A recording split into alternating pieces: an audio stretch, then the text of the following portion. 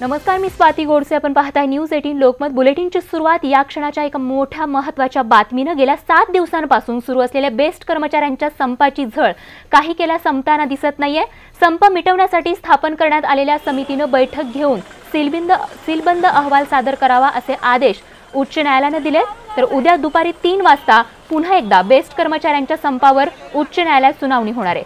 दरम्यान आजच्या सुनावणी दरम्यान उच्च न्यायालयाने संप पुकारणाऱ्या कर्मचाऱ्यांना सुनावलंय. एकीकडे बेस्ट कर्मचाऱ्यांच्या संपावर उच्च न्यायालयात युक्तिवाद सुरू असताना राजकारणाला देखील चांगला ऊत आलाय. तर विरोधी पक्षांनी शिवसेनेवर आसूड ओढला असताना भाजप मूग गिळून गप्प का असा सवाल देखील विचारला जातोय. दरम्यान बेस्टच्या संपावर चर्चा करण्यासाठी वर्षावर दाखल झालेले राज ठाकरे मुख्यमंत्र्यांशी चर्चा करून अवघ्या 4 मिनिटात बाहेर आलेत. त्यामुळे राज ठाकरेंनी मुख्यमंत्र्यांशी नेमकी काय चर्चा केली हा देखील संशोधनाचा विषय आहे. तसंच मनसेनं कोस्टल रोडचं काम थांबवण्याचा प्रयत्न करत आंदोलन केलं.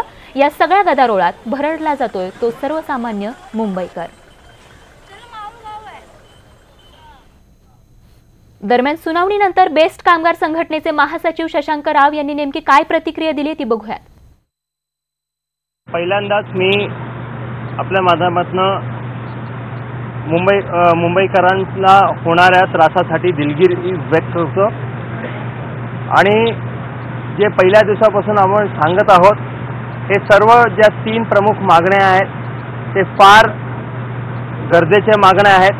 आज 14-15 हजारामध्ये आमचा कामगार काम करत आहे. 2007 नंतर भरती झालेला, त्याला त्याचं घर चालवता येत नाही. तसंच विलिनीकरणाचा जो मुद्दा आहे तो एकूण BSTच्या जगण्यासाठी फार गरजेचा आहे. मुंबईकर जनतेला व्यवस्थित सेवा मिळावी याच्यासाठी सुद्धा तो गरजेचा मुद्दा आहे. आणि त्यानंतर मागणीपत्र जे सादर केलेलं आहे त्याच्यावर सुद्धा, कारण की पगार येणाऱ्या काळामध्ये वाढले पाहिजेत, तो दृष्टिकोन आहे. आणि आज मी माननीय उच्च न्यायालयाचा आभारी आहे की त्यांनी आमचं म्हणणं फार व्यवस्थितपणे ऐकून घेतलेलं आहे आणि आमच्या डिमांड्स प्रति सहानुभूती दाखवलेली आहे.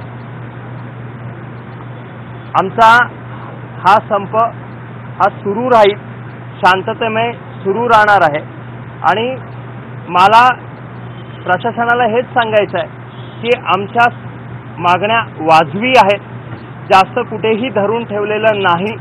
त्यामुळे सहानुभूतीपूर्वक विचार करून, त्या मागण्यांवर विचार करून निर्णय घेण्यात यावा, लवकरात लवकर निर्णय घेण्यात यावा, एवढंच म्हणणं आहे. मुंबईतल्या छोट्याशा समस्येची ही बातमी आली तर बाळासाहेब स्वतः त्याची दखल घेत संबंधितांना जाब विचारायचे. पण गेल्या 7 दिवसांपासून मुंबईमध्ये बेस्टच्या कर्मचाऱ्यांचा संप सुरू असून त्यावर तोडगा काढण्यास सत्ताधारी शिवसेनेला सपशेल अपयश आलंय. एरवी करून दाखवलं असं छाती बडवून सांगणाऱ्या शिवसेनेनं संपावर वेळेत तोडगा न काढून 7 दिवस मुंबईकरांचे हाल करून दाखवलेत. गेली 7 दिवस बेस्ट संपाची 7.5 सहन करणाऱ्या मुंबईकरांनो, तुमचा या मायानगरीत कोणी वाली नाही हे एव्हाना तुम्हाला कळलंच असेल. तुम्ही निवडून दिलेला नगरसेवक, महापौर, आमदार, खासदार कुणाचाही दूरपर्यंत संबंध नाही. तुमच्या हाल अपेष्टांशी देणं घेणं नाही हे त्यांनी कृतीतून दाखवून दिलंय. अशा वेळी तुमच्या आमच्या हातात उरतं ते फक्त फुकाचा राग व्यक्त करणं.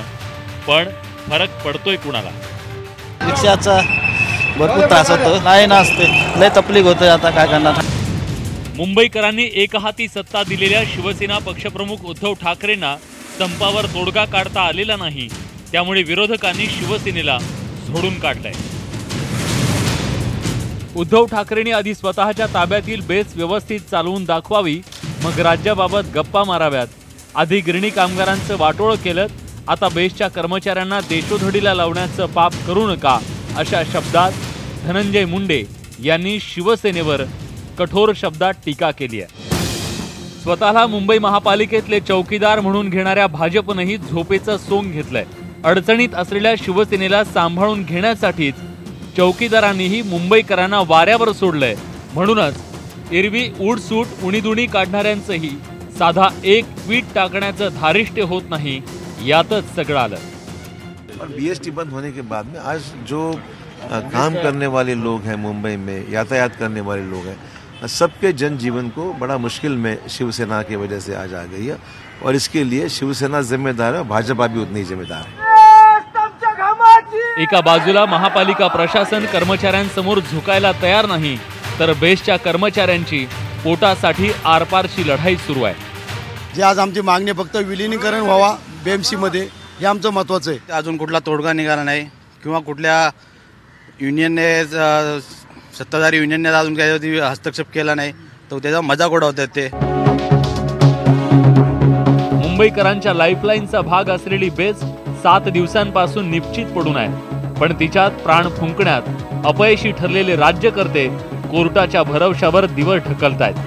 तेव्हा मुंबईकरांनो, उद्या परवा संप मिटेल तेव्हा सगळे भोग विसरून तयार रहा. चौकात चौकात उभ्या राहणाऱ्या संप सोडून दाखवल्याच्या भंपक बॅनरबाजीसाठी. Bureau report, news 18 Lokmat, Mumbai.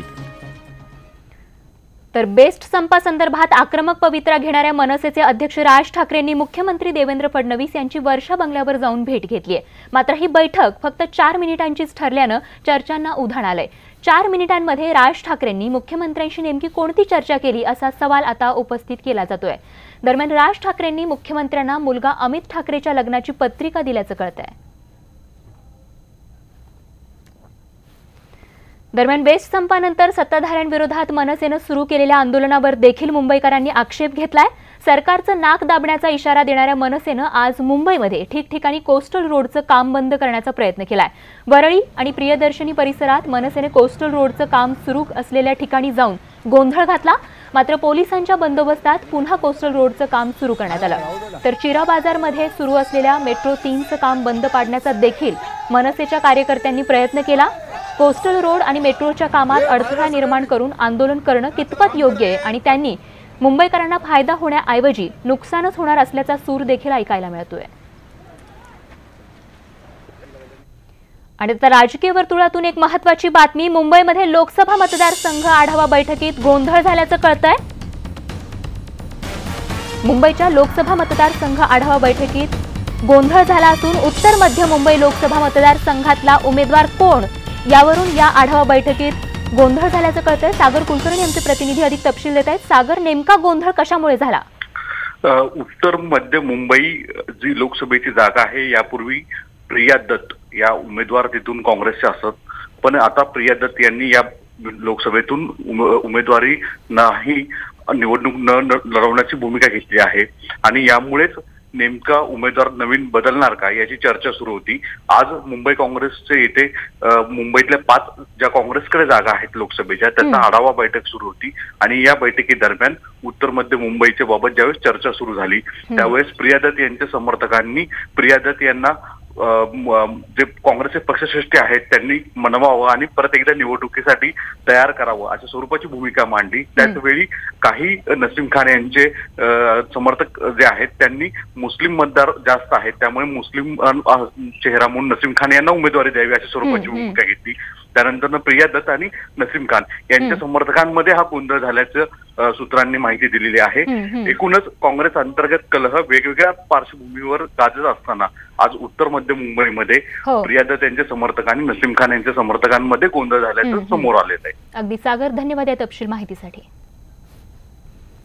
Congress राष्ट्रवादीच्या आघाडीच्या घोषणेची औपचारिकता बाकी असताना काँग्रेसनं लोकसभेसाठी त्यांचे उमेदवार जाहीर करायला आता सुरुवात केली आहे. दक्षिण मुंबई मतदारसंघातून मिलिंद देवरा तर दक्षिण मध्य मुंबई मतदारसंघातून एकनाथ गायकवाड यांच्या नावावर शिक्कामोर्तब झालाय.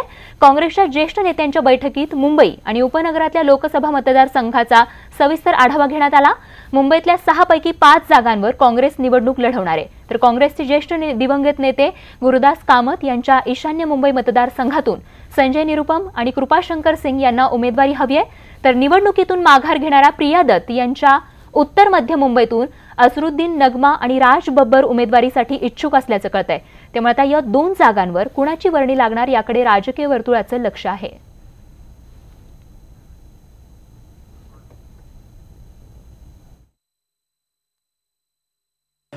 बरं सकारात्मक आहे.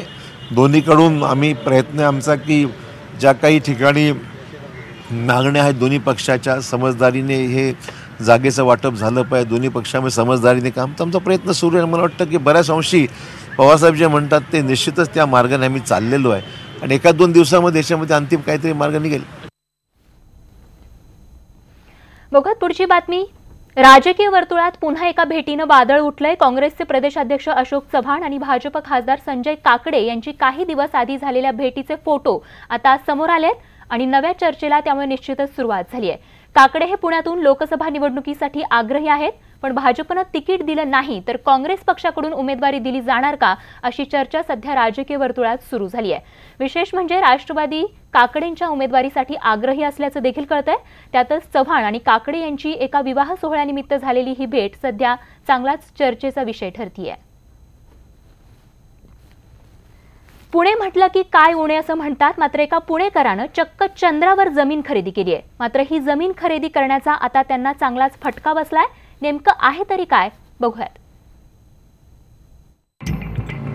तुम्हाला चंद्रावर जागा विकत घ्यायची आहे? माफक दरात मिळतंय चंद्रावर घर. चांदोबाला भेटण्याची इच्छा पूर्ण होणार? मंडळी जरा इकडे लक्ष द्या, कारण अशा कुठल्याही जाहिरातींना भुलून जाणं तुम्हाला चांगलंच महागात पडू शकतं. पुण्यातल्या राधिका दाते आणि त्यांच्या कुटुंबियांना अशाच एका जाहिरातीनं भुरळ घातली आणि शेवटी त्यांच्यावर रडत बसण्याची वेळ आली आहे. नेमकं झालं तरी काय, ऐका त्यांच्याच तोंडून. चंद्रावर जाणं हे सगळं लहान परिकथेपासून ते प्रत्येक वृद्ध लोकांचं पण आहे की चंद्र पाहणं म्हणजे खूप अविस्मरणीय गोष्ट आहे. तर का आपण हे करू नाही शकत? तरी ही एक अनोखी गोष्ट मला करायची होती आणि मी ते करण्याच्या ओढीमध्ये ऑनलाईन गेले आणि त्यांची ऑनलाईन ओपन झाली साईट लगोलग. त्याच्यामध्ये मी अकाउंटमधून पैसे भरले 50,000 रुपये. लुनार फाउंडेशनच्या माध्यमातून आपल्याला मिळालेल्या जागेबाबत राधिकांनी मनात स्वप्नांचे इमले बांधले खरे, मात्र सगळे इमले आता पत्त्यांच्या बंगल्यासारखे कोसळून गेलेत आणि आपली फसवणूक झाली आहे हे तब्बल 10 वर्षांनी लक्षात आल्यावर आसवं गाळण्याखेरीज त्यांच्याकडे मार्गच उरला नाहीये. हे एक्सपेन्सेस माझ्या हातातले नव्हते. घेणं हे शक्य होतं पण तिथपर्यंत पोहोचणं माझ्या हातात नव्हतं. मग मी 1-2 वर्षानंतर मी त्या साईटवर जाऊन पुन्हा एकदा ते जे कागदपत्र मला आलेले डॉक्युमेंट्स खरेदी खताचे जे आलेले आहेत ॲग्रीमेंट्स, त्याच्यावरचा जो फॅक्स होता त्याच्यावर फॅक्स पाठवण्याचा प्रयत्न केला, तो पोहोचला नाही. त्याच्यावर हेल्पलाईन होती ती मी लावून पाहिलं, ती चालली नाही. राधिकांनी पोलिसातही तक्रार देऊन पाहिली, पण थेट चंद्रावर जागा घेतली म्हटल्यावर पोलिसांचेही डोळे पांढरे झाले. पोलीस म्हणाले जॅक्सनविले हे अमेरिकेची गोष्ट आहे म्हणे, ही छोटी म्हणजे त्यावेळेस कदाचित तेवढं सायबर क्राईम ॲक्टिव्ह नसेल आणि मलाही त्यातली काही एवढी माहिती नव्हती आणि पोलिसांना ते खूप मोठी गोष्ट वाटली की अरे जॅक्सनविले खूप म्हणजे ते खरोखर कन्फ्यूज झाले. तर त्यांचा दोष नाही म्हणता येणार की त्यांनी स्वीकारलं किंवा नाही. हा मला त्यावेळेसचं ॲक्टिव्ह नाही आहे, ते सायबर क्राईम हे ॲक्टिव्ह नव्हतं त्यावेळेस. झगमगीत जाहिरातींच्या या फसवणाऱ्या जगामध्ये राधिका यांची पुरेपूर फसवणूक झाली खरी, मात्र आता यामधून धडा घेण्याचं आवाहन त्या इतरांना करू लागल्यात. TV चॅनल्सवर बातमी होती आणि CNN सारख्या मोठ्या चॅनलवर न्यूजमध्ये होती ही बातमी. त्यामुळे मी सपोर्ट केला त्याला. मी म्हणलो तू घे ही जमीन. आम्ही पहिली त्याचे इन्व्हेस्टिगेशन केलं, त्याच्या वेबसाईटवर गेलो, त्याची माहिती घेतली सगळी. त्यानंतर आम्हाला ते पॉझिटिव्ह वाटलं, त्याप्रमाणे आम्ही ते पैसे ट्रान्सफर केले आणि ती जमीन घेतली. जाहिरातबाजी करून कोण काय विकेल याचा काहीच नेम नाही, मात्र जाहिरातींच्या प्रेमात पडून स्वतःच्याच पायावर कुऱ्हाड मारून घेऊ नये. राधिका यांची फसवणूक झाली, त्याचा मनस्तापही त्या सहन करतायत. राधिकांना मिळालेला हा धडा घेऊन तुम्ही सुद्धा कोणत्याही गोष्टीवर विश्वास ठेवताना 100 वेळा पारखण्याची सवय लावून घ्या, अन्यथा ही वेळ तुमच्यावरही येऊ शकते. वैभव सोनावणेसह bureau report, news 18 Lokmat, Pune. ब्रेकनंतर शहरांच्या बातम्यांमध्ये आपल्या सगळ्यांचं पुन्हा एकदा स्वागत. आणि आता करदात्यांसाठी एक मोठी बातमी आहे. निवडणुकांच्या तोंडावर सवर्णांना 10% आरक्षण देणारं मोदी सरकार कर परताव्याची मर्यादा वाढवण्याचा निर्णय घेणार असल्याची माहिती समोर येतेय. 1 फेब्रुवारीला सादर होणाऱ्या अर्थसंकल्पात कर परताव्याची मर्यादा वाढवण्यासंदर्भात घोषणा करण्यात येऊ शकते अशी माहिती वित्त मंत्रालयातल्या सूत्रांनी दिली आहे. सध्या 2.5 लाखांपेक्षा अधिक वार्षिक उत्पन्न असलेल्यांना कर भरावा लागतो. मात्र निवडणुकांच्या तोंडावर करदात्यांना खुश करण्यासाठी सरकार ही मर्यादा आता 5 लाखांपर्यंत वाढवण्याची शक्यता असल्याची जोरदार चर्चा आहे. आणि आता टीव्ही धारकांसाठी अतिशय महत्त्वाची बातमी, फेब्रुवारी महिन्यापासून तुमचा टीव्हीचा खर्च कमी होणार आहे। ट्रायच्या नव्या नियमावलीनुसार प्रेक्षकांना 153 रुपयांपर्यंत प्रति महिना 100 चॅनल्स पाहता येणार आहेत। 31 जानेवारी पूर्वीच हे 100 चॅनल्स निवडण्याची मुभा आहे, तर 1 फेब्रुवारी पासून नवा नियम लागू होईल। त्यामुळे तुमचा महिन्याचा खर्च केवळ 153 रुपये असणार आहे। केबल ऑपरेटर महिन्याला 200 रुपये आकारतात, यामध्ये 350 चॅनल्स दाखवले जातात, मात्र त्यापैकी अनेक चॅनल्स पाहिले जात नाहीत। त्याचप्रमाणे डीटीएचच्या पॅकेजमध्ये अनेक चॅनल्स प्रेक्षकांच्या पसंतीचे देखील नसतात, त्यामुळे पसंतीच्या चॅनल्ससाठी अतिरिक्त पैसे मोजावे लागतात आणि त्याचमुळे हा अतिरिक्त खर्च बंद होणार आहे। सध्या एखादा स्पोर्ट्सचा चॅनल घ्यायचा झाल्यास महिन्याला 40 ते 50 रुपये मोजावे लागतात, मात्र हाच चॅनल 1 ते 19 रुपयांमध्ये आता यापुढे उपलब्ध होऊ शकणार आहे। आणि आता बातमी आहे पुरुष गर्भनिरोधक इंजेक्शनची। आज स्त्री पुरुषांसाठी अनेक गर्भनिरोधक बाजारात उपलब्ध आहेत, मात्र आता पुरुषांसाठी एक असं गर्भनिरोधक इंजेक्शन शोधून काढलंय ज्यामुळे त्या पुरुषापासून तब्बल 13 वर्ष महिलेला गर्भधारणा होणार नाही। एक इंजेक्शन 13 वर्ष मूल होण्याची चिंता नाही। आता पुरुषांसाठीही गर्भनिरोधक इंजेक्शन। गर्भनिरोधक गोळ्यांपासून महिलांची सुटका।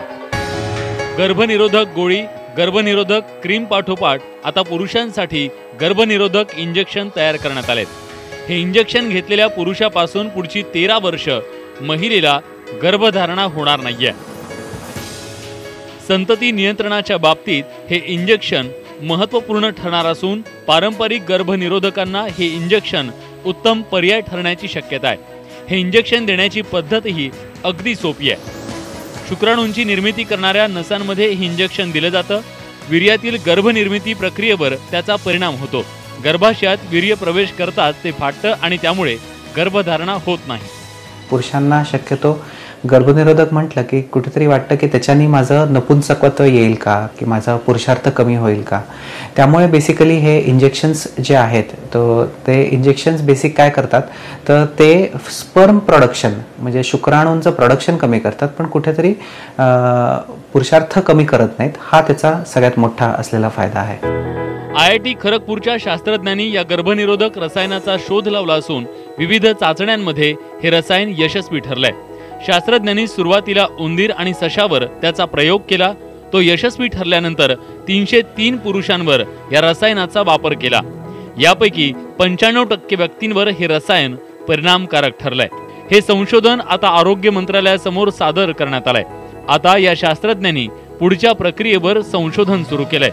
या इंजेक्शनचा वापर केल्यानंतर वीर्यातील रासायनिक प्रक्रिया सामान्य करण्यासाठी आता संशोधन केलं जाणार आहे। खरं तर आजवर केवळ महिलांसाठीच विविध गर्भनिरोधक तयार करण्यात आले।